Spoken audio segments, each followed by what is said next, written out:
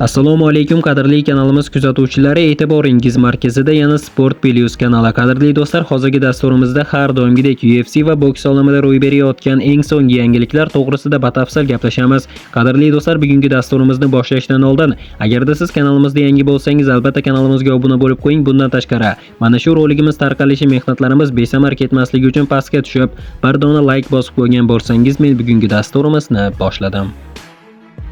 Arman Tsarukyan Rossiyaning Amerikadan ustun jihatini aytdi. UFC jangchisi Arman Tsarukyan Amerika Qo'shma Shtatlari va Rossiyadagi ovqat sifati haqida fikr bildirdi.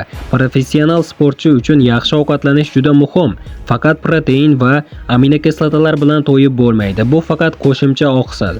Eng muhimi, sifatli ovqat yeb turish kerak. Afsuski, bunday taomlar Amerikada juda kam. Rossiyada bu borada ancha yaxshi. Masalan, bu yerda Rossiyada men ko'proq restoranlarda ovqatlanaman, chunki ko'proq ko'chada bo'laman. Garchi ko'p yeb qo'ysam ham, shu bilan ham vaznim tushadi. Amerika Qo'shma Shtatlarida esa aksincha, kam yeganimga qaramay vazn qo'shaman. Demak, bizdagi ovqat sifatli, ularnikidan ancha yaxshi, dedi Arman Tsarukyan. UFC sobiq chempioni Charles Oliveira Max Holloway bilan revansh jangi haqida fikr bildirdi. Max men juda hurmat qiladigan jangchi. Bizning oxirgi jangimizda menda jarohat bor edi. U bunday emas deb aytdi. Lekin jarohat haqiqatdan bor edi. Shuning uchun revansh yaxshi qaror bo'lardi deb aytib o'tgan Charles Oliveira. Qadrli do'stlar, aynan siz qanday fikrdasiz? Birinchi jangda Charles Oliveira va Max Holloway o'rtasidagi jangda Max Holloway g'alaba qozongandi. Aynan revansh jangda kimning g'alabasiga ko'proq ishonasiz? Charles Oliveira yoki Max Holloway? Albatta shaxsiy fikrlaringizni izohlarda yozib qoldiring. Barcha fikrlarni o'qib chiqaman. Bu paytda bo'lsa o'zbekistonlik UFC jangchisi Bogdan Guskov faoliyatidagi asosiy maqsadi haqida fikr bildirdi.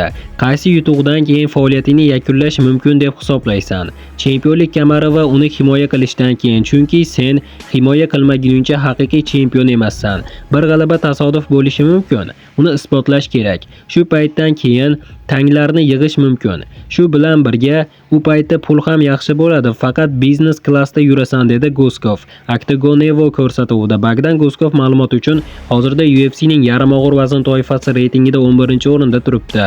U dekabr oyida Yan Blachowicga qarshi jang o'tkazishi kutilmoqda.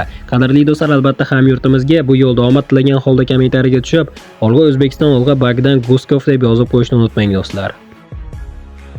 Yengil vazn toifasida sobiq UFC chempioni Islam Makhachev sparing sheriklariga bo'lgan munosabati haqida fikr bildirdi.